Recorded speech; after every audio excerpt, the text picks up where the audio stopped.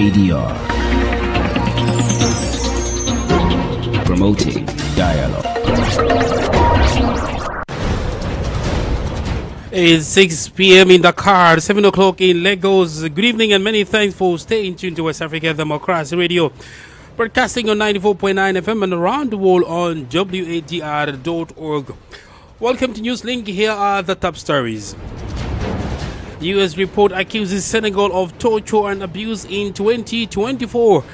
Ghana bids farewell to fallen heroes of August 6 helicopter crash. These gallant men were the very embodiment of Ghana's highest aspirations. They were the loving hands that cradled children. This cruel twist of fate has left me heartbroken. Malian government says it has foiled a coup plot involving French National, and Guinea's National Front for the Defense of the Constitution urges the World Bank to hold funding over right abuses. We believe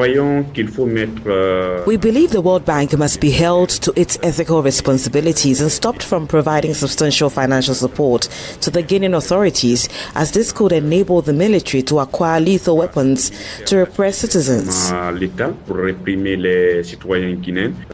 Please stay tuned for details of these and more. West Africa Democracy Radio. It's you speaking. My name is Sankule Janko and welcome to our broadcast. We begin the bulletin here in Senegal. As a newly released 2024 report from the U.S. State Department is raising serious concern over human rights violations by the authorities. The report highlights acts of physical mistreatment inflicted on citizens, including the use of excessive force and degrading treatment in detention. It accuses the country's defense and security forces of resorting to torture, citing incidents of beating, coercive interrogations, and forced strip searches. Christopher Atichu has more in this report. The 2024 U.S. State Department report highlights acts of physical mistreatment inflicted on citizens by Senegalese authorities.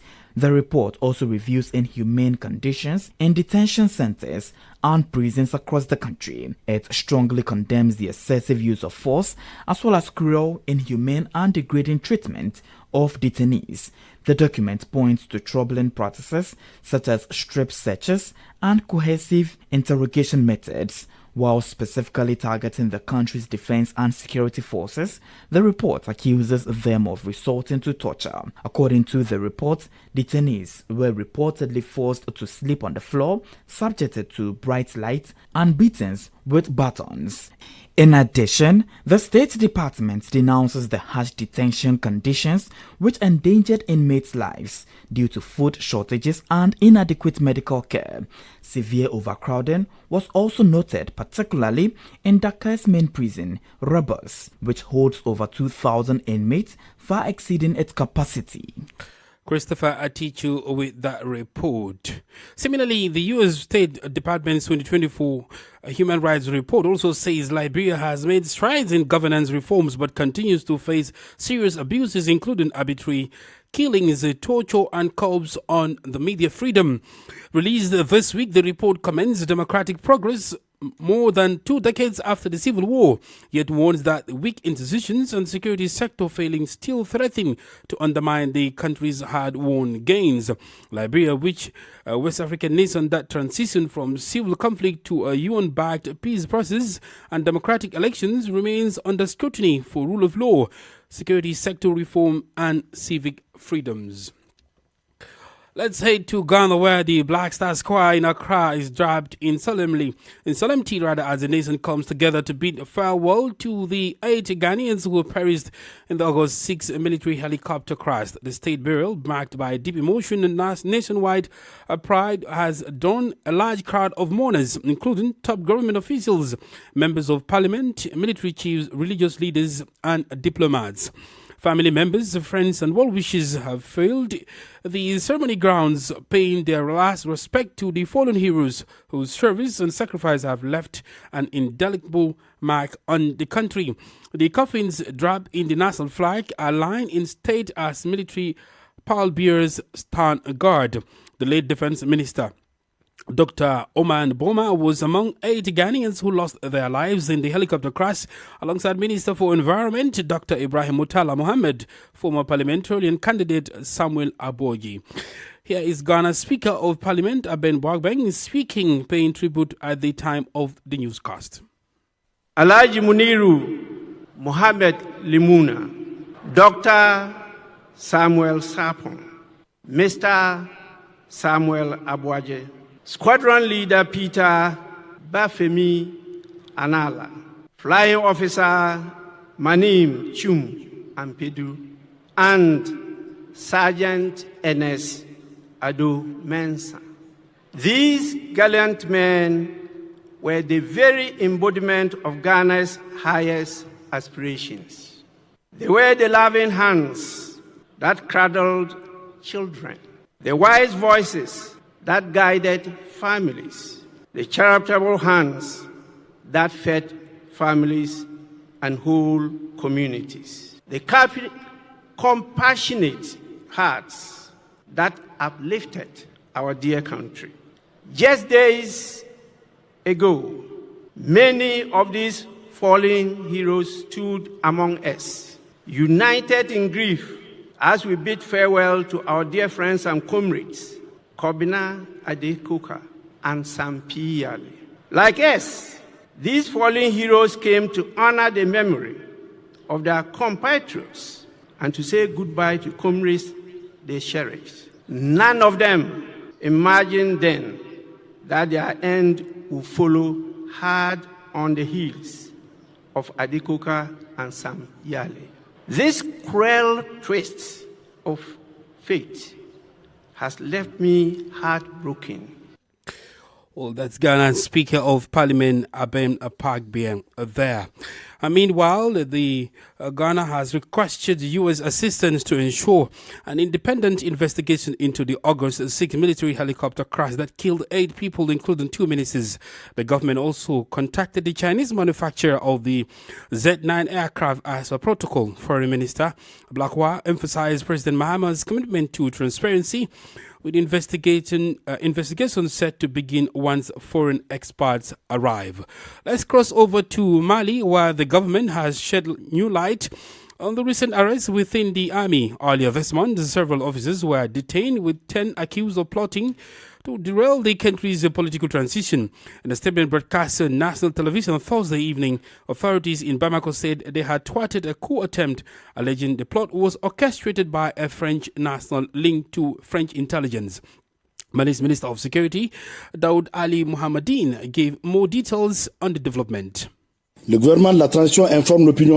transitional government informs the national public of arrest of a small group of French elements within the Malian Armed and Security Forces for criminal offences aimed at destabilizing the institutions of the Republic, at a time when the Malian nation, united in all its components, is mobilized to consolidate our regained sovereignty and eradicate the obscurantist terrorist forces of the Confederation of Sahel States.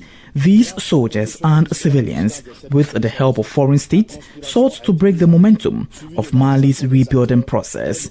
Thanks to the professionalism and vigilance of specialized services, the plot was foiled, and the perpetrators were arrested on August 1, 2025. Among those apprehended is a French national, Vizier Yen, acting on behalf of French intelligence, who enlisted political leaders, civil society actors and members of the military, including Brigadier General Abbas Dembele and Nema Sagara. The transitional government, while condemning this subversive act, assures the public that judicial investigations are ongoing to identify any possible complices, and that the armed and security forces remain committed to completing their mission to fight terrorism in all its forms. The government also reassures the public that the situation is fully under control and urges the population to remain calm yet vigilant in the face of desperate destabilization attempts, which will always fail, God willing. Mali's Minister of Security, Daoud Ali Mohamedine. More stories coming up on West Africa Democracy Radio. Newslink continues. In Guinea, the National Fund for the Defense of the Constitution, FNDC, is stepping up its criticism of the ruling junta. In a letter to World Bank Group President Ajay Banga, the citizens' movement called for the immediate suspension of all funding to the military authorities. It describes as serious human rights violations, including the forced disappearance of Omar Silla, also known as Fonike Mbenga, Mamadou Biloba, and investigative journalist Habib Maroon Kamara. Imo Edet reports. In its correspondence, the FNDC urged the World Bank not to be complicit in human rights abuses in Guinea and outlined what it says are numerous violations committed by the military leadership. Alseni Farinta Kamara is the FNDC's head of operations. The FNDC is calling on the World Bank to suspend all financing to the Guinean government. The movement denounced the $100 million the institution is reportedly preparing to release for Guinea, arguing that this comes as the government takes actions that run counter to the values the World Bank defends. Alseni Farinda Kamara again speaks. A Guinean economist says the FNDC's appeal to the World Bank has little chance of succeeding. According to the finance expert, the logic of international cooperation and financing is not based solely on political criteria.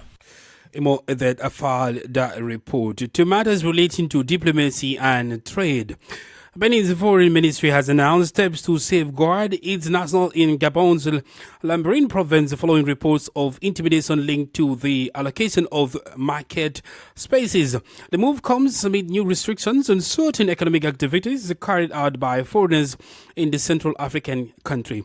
Augustine Coley reports. The Ministry of Foreign Affairs of Benin has expressed concern over threats and acts of intimidation targeting members of the Beninese community in Lambaréné, Gabon. The tensions reportedly stem from disputes over the allocation of market spaces in a context of fresh restrictions on foreign-run economic activities. In a statement issued on Thursday, the ministry reaffirms its commitment to ensuring the safety and rights of Benin's citizens abroad. It urged calm and restraint while reminding its nationals of the importance of respecting the laws and regulations of host country. Cotonou says it is working closely with Gabonese authorities and will, in the coming days, deploy a mission to identify and register Benin's citizens who may wish to return home voluntarily. While stressing its respect for the sovereignty of every state, Benin reaffirms its adherence to Pan-Africanism and African solidarity, noting that every African should be able to feel at home anywhere on the continent. Augustine Coley with that report. Meanwhile, on human rights matters, the Gambian police have charged 3 women in connection with the death of a 1-month-old girl who underwent female genital mutilation, FGM, despite the practice being banned under the 2015 Women's Amendment Act in the country. One suspect faces life imprisonment and has been remanded in custody while 2 alleged accomplices were released on bail. The case has sparked widespread outrage, with the National Human Rights Commission describing it as a national wake-up call and stressing that FGM is not a cultural practice but a criminal offense, a human rights violation, and in this case, deadly. Despite the decade-old ban, FGM remains common in the Gambia. Last year, lawmakers rejected a bill that would have made it first country to reverse a national ban on the practice. Well, you're listening to Newslink on West Africa Democracy Radio, broadcasting from Dakar, Senegal.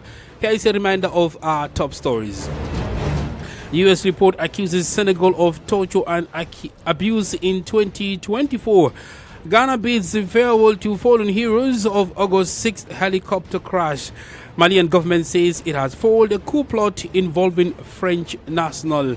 And Guinea's National Fund for the Defense of the Constitution, FNDC, urges the World Bank to hold funding over rights abuses. Still ahead in the news, we have guest interview and sports news. Please stay with us. Fresh and breaking news all the time. Hear it first as the news breaks, only on West Africa Democracy Radio.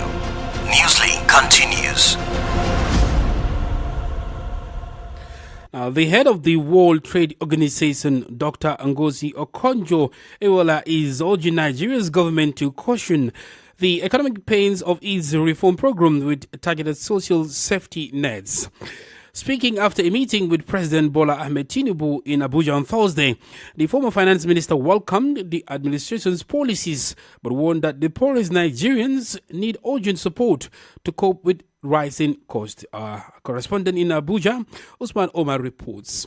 Since taking office in May 2023, President Tinubu has pursued one of Nigeria's most ambitious reform agendas in scrapping the decades-long petrol subsidy and unifying the country's multiple foreign exchange windows. The government says these moves have stabilized the macroeconomy and sent positive signal to global markets. But for millions of ordinary Nigerians, the impact has been punishing. Food prices have more than doubled, the naira has slid sharply, and the cost of transport and housing has soared. It is against this backdrop that WTO chief Ngozi Okonjo-Iweala visited the presidential villa just 2 weeks before she begins a second term leading the global trade body. She praised the reforms as necessary to restore stability, but said growth must now be the priority and that the most vulnerable need protection. We think that the president and his team, they have worked hard to stabilize the economy, and you cannot really improve an economy unless it's stable. He has to be given the credit for the stability of the economy. What is needed next is growth, and we need to put in social safety nets so that people who are feeling the pinch of the reforms can also have some support to be able to weather the hardship. During the visit, Okonjo-Iweala, alongside Nigeria's trade minister, launched a Women's Exporters Fund for the digital economy, an initiative jointly run with the World Trade Organization. Nigeria was one of the only 4 countries selected globally, with over 67,000 women applying. 146 will now receive direct financial and technical support to grow their businesses. For a government under pressure over rising living costs, initiatives like this may not solve the hardship crisis, but they underscore the growing call from both local and global voices for a reform plan that stabilizes the economy and shields its most vulnerable citizens. For Newslink on West Africa Democracy Radio, Usman Umar reporting from Abuja. The African Union has endorsed the MAP campaign aimed at replacing the 16th century Mercator projection with a map that more accurately reflects Africa's true size. Critics say the Mercator distorts the world by shrinking Africa and South America, while enlarging regions near the poles, reinforcing outdated perceptions that Africa is marginal. The AU says such misinterpretation shaped how the continent is viewed in education, media and global policy. Advocacy groups Africa No Filter and Speaks Up Africa are championing the use of equal art projection, pushing for it to be adopted in African classrooms and by major global institutions. Now, let's hear from Faranjai, co-founder of Speak Up Africa, who says the Mercator projection undermines Africa's identity and pride. There is a very tangible link between the map and perception, because undermining and showing a reduced continent and a smaller continent very much undermines also that false perception of importance and power on the global stage. That is Faranjai, co-founder of Speak Up Africa. Politics, analysis on major news, social matters, and all. This is The Guest. This segment takes us to Liberia, where the U.S. State Department's 2024 Human Rights Report says the country has made strides in governance reforms but continues to face serious abuses, including arbitrary killings, torture and curbs on media freedom. Released this week, the report commends democratic progress more than 2 decades after the Civil War, yet warns that weak institutions and security sector failings still threaten to undermine the country's hard-won gains. Our guest is Anderson Miamen, Executive Director of the Center for Transparency and Accountability in Liberia Central, who speaks about the impact of these human rights violations on citizens. We're concerned about these developments because they border on human rights and they basically do not entirely augur well for the country. We must have a reputation for fulfilling the rights of people, for protecting human rights, for playing by the rules or governing by the rules. So if reports continue to come out to point to SSAs being committed by the government or different state actors in terms of violating the rights of people, arbitrary arrests, for example, we still have the issue of rape. There's mob violence going on in the country still.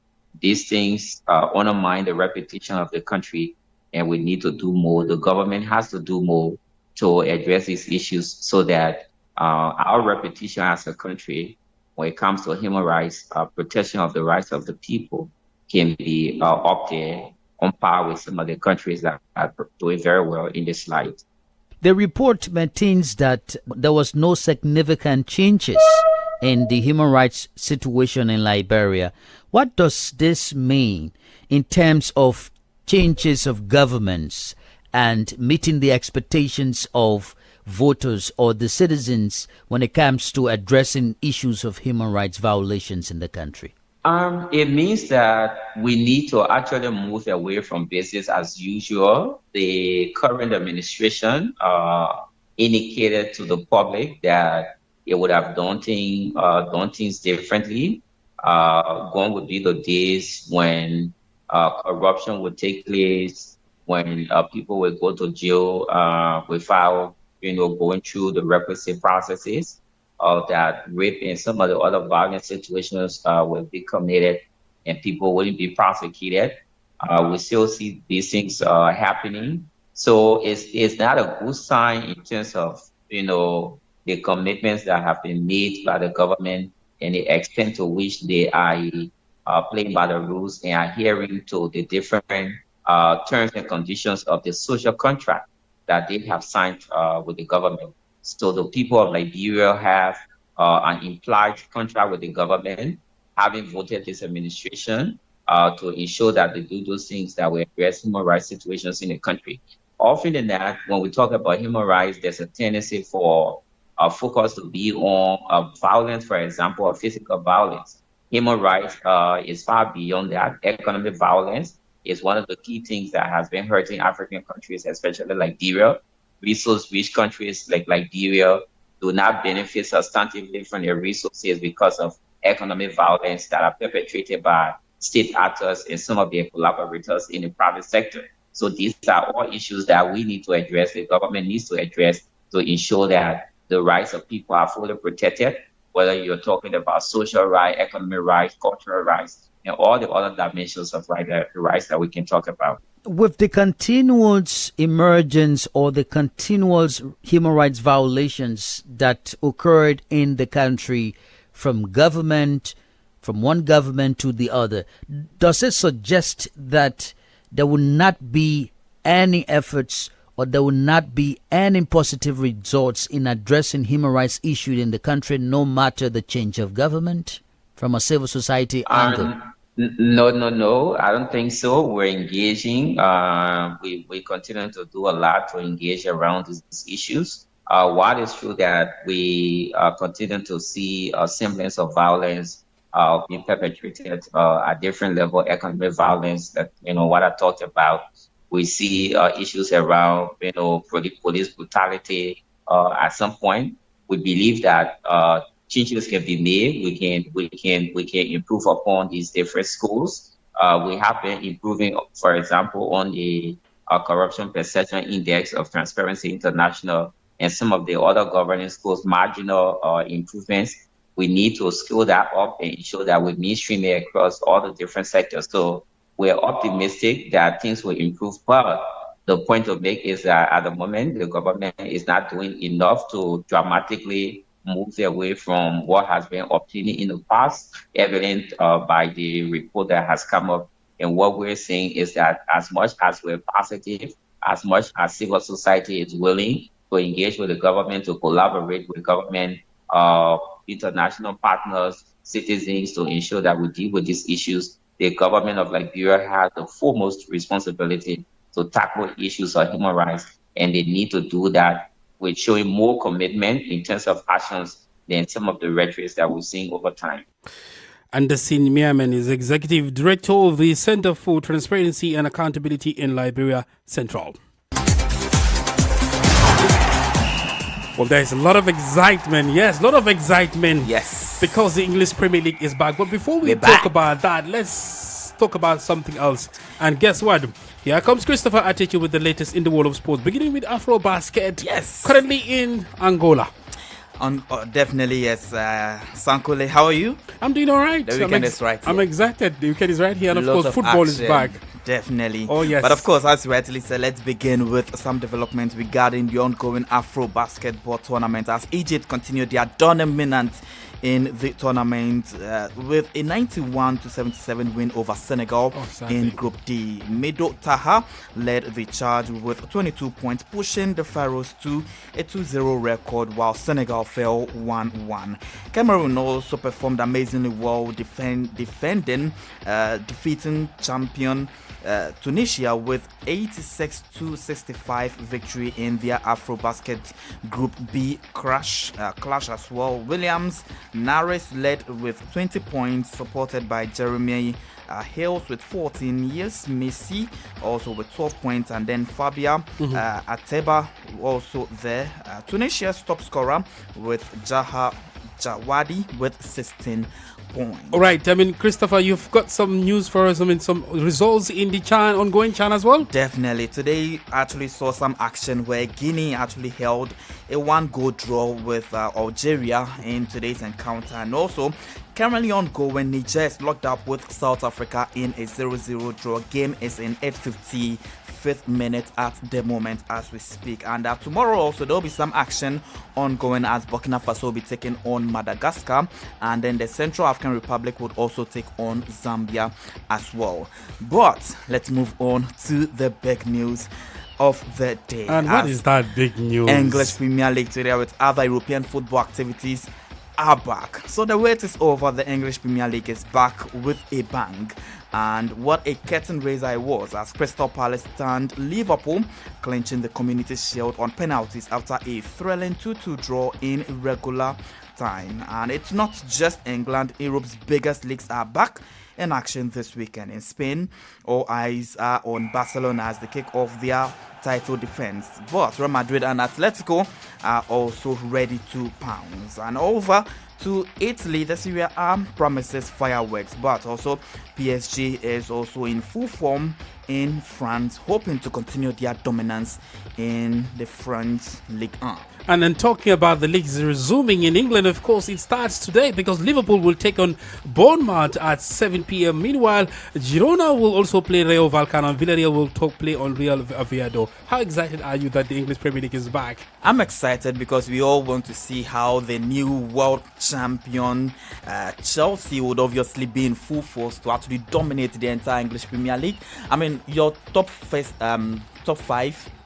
Sankole, your top five? I am not sure I'll be able to do that, but we will do that in our subsequent Manchester United, Man City and Arsenal. You put Manchester United in there? Yes, I am. In this league? Yes. Well done. Thank you very much, and I could see that Ismaila Kamara is smiling because we're talking about Chelsea.